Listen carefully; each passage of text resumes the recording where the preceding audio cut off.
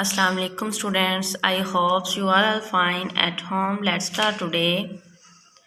Nursery Urdu बोलते हरूफ page 9। आज हम से पढ़ेंगे, ठीक है।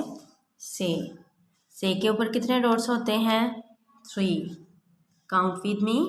1 2 3। कितने डॉट्स हैं? 3। से की छोटी शक्ल, इसको हम आधी शक्ल भी बोल लेते हैं और इसको छोटी शक्ल भी बोल लेते हैं, ठीक है। से की छोटी शक्ल।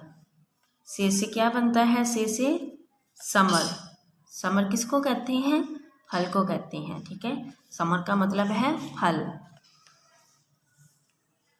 से की छोटी शक्ल से सलस, से सलस, से समर, से समर। Repeat with me.